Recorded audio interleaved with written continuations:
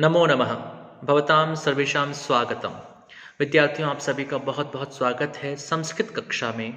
और आज हम आपसे चर्चा करने जा रहे हैं बीए भाग प्रथम के पाठ्यक्रम में सम्मिलित स्वप्न वासव दत्तम के तृतीय अंक के बारे में। अभी तक हमने 2 अंक पढ़े और 2 अंकों में जो घटनाक्रम था वो संक्षेप में कुछ इस प्रकार से था। प्रथम अंक में हमने जाना कि पद्मावती एक आश्रम में प्रवेश करती है। उस आश्रम में योगेंद्रायण सन्यासी के वेश में और वासुदत्ता एक सामान्य स्त्री के वेश में होती हैं।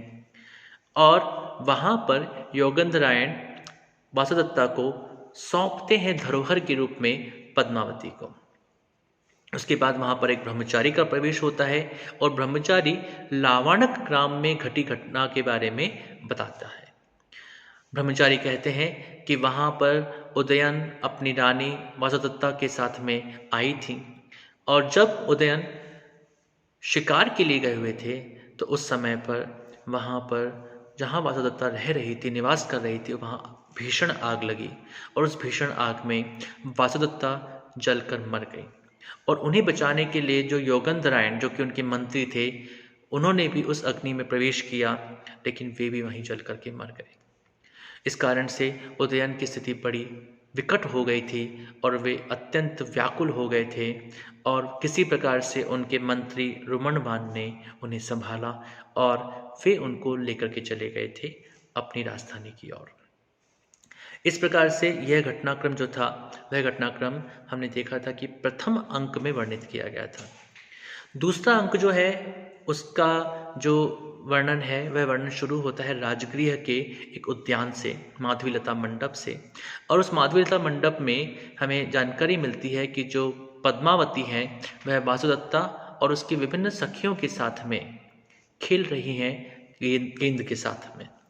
और उसी खेल खेल में ही पद्मावती के विवाह के संबंध में चर्चा होती है। और उसी द्वितीय अंक में जो धात्री हैं, जो धाई हैं, वे आकर के सूचित करती हैं कि पद्मावती का विवाह जो है वह तय हो चुका है और वह विवाह तय हुआ है वत्सराज उदयन के साथ में।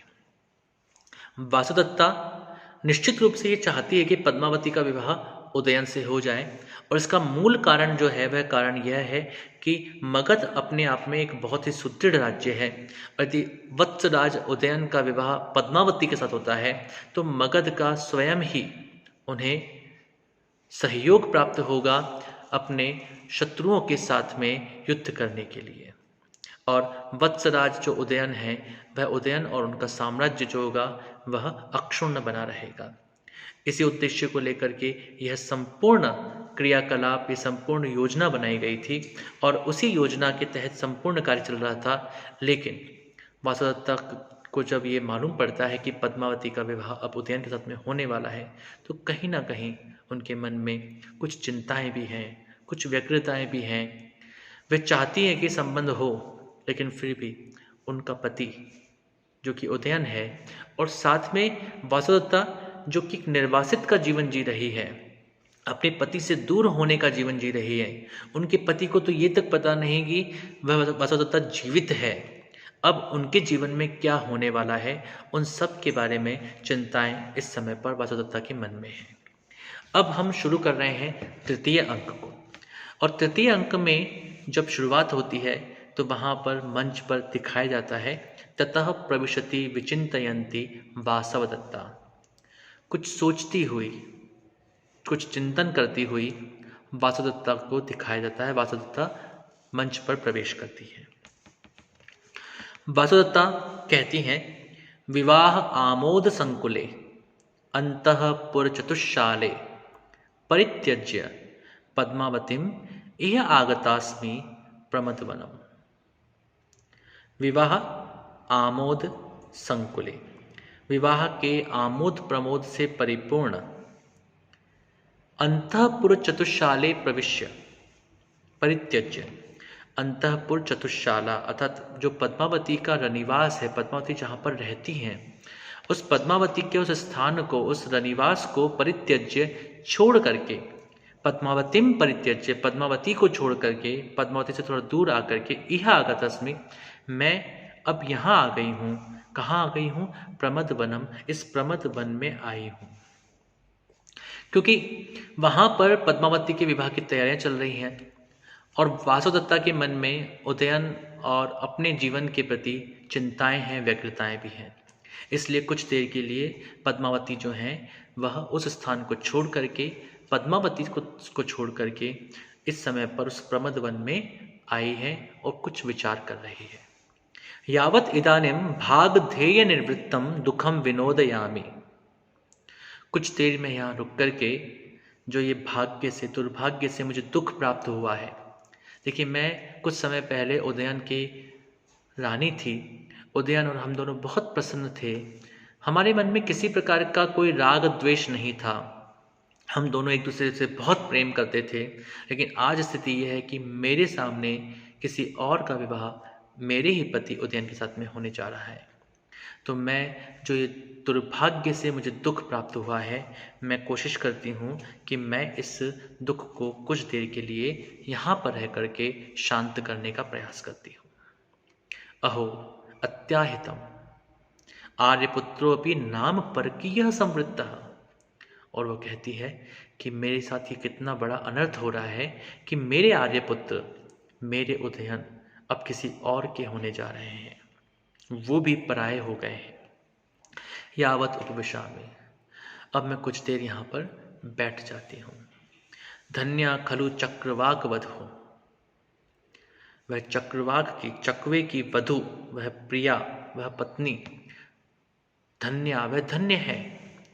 या अन्योन्य विरहिता भी न जीवती, जो अपने पति से विरहित होने के बाद, अपने पति को छोड़ देने के बाद जीवन को धारण नहीं करती है, अर्थात मृत्यु को प्राप्त कर लेती है। न खलु अहम प्राणान परित्यजामि, मैं अपने पति को इतना प्रेम करती हूँ और मैं उनसे विरहित हूँ, मैं उनसे अलग हूँ, मैं उनसे दूर हूँ। उसके बावजूद भी देखो मैं अपने प्राणों को धारण कर रही हूँ, मैं अभी तक मरी नहीं हूँ। आर्यपुत्रम पश्यामि इति एतेन मनोरथेन जीवामि मंदभागा, मैं अभागिनी, मैं मंद भाग्य वाली, केवल आर्यपुत्र को मैं फिर से देखूंगी, आर्यपुत्र के साथ मैं फिर से हो सकूंगी, केवल इसी इच्छा से आज भी जीवन को धारण कर रही हूँ। इस प्रकार से इन वाक्यों में वासुदत्ता का वह दुख स्पष्ट रूप से परिलक्षित हो रहा है, जो दुख निश्चित रूप से वासुदत्ता के मन को कचोट रहा है, दुखी कर रहा है। जब वासुदत्ता उस प्रमद वन में आकर के इस प्रकार से सोच रही है, बैठी है, चिंतित है, ततः प्रविशति पुष्पाणि गृहीत्वा चेटी, और तब प्रवेश करती है एक चेटी, एक दासी, पुष्पाणि गृहीत्वा, अपने हाथ में कुछ फूलों को लेकर के। चेटी कहती है, क्वनु खलु गता आर्य अवंतिका, हे आर्य अवंतिका, आप कहाँ चली गई हैं, कहाँ गई? वह आवाज लगाती है और जैसे ही वो चारों तरफ घूमती है तो वो देखती है कि वासुदत्ता एक स्थान पर बैठी है। तो वो कहती है, अम्मो, अरे इयम चिंता गृह चिंता शून्य हृदया निहार प्रतिहत चंद्र लेखा इव आमंडित भद्रकम वेशम धारयंती प्रियंगुशिला पट्टके उपविष्टा। अरे यह जो वासुदत्ता है, यह उपविष्ट हैं, यह बैठी, तो चिंता से शून्य हृदय वाली, अरे ये इस प्रकार से यहाँ पर क्यों बैठी हैं? आर्यावंतिका इयम चिंता शून्य हृदया, चिंता से शून्य हृदय वाली, निहार प्रतिहत चंद्र लेखा इव, निहार प्रतिहत, जिस प्रकार से बर्फ से ढकी हुई चांदनी जैसी, आमंडित भद्रकम वेशम धारयंती, जिन्होंने सामान्य वेश धारण कर रखा है, बिना श्रृंगार के भी बहुत सुंदर लग रही है, सुंदर वेश धारण किया हुआ है।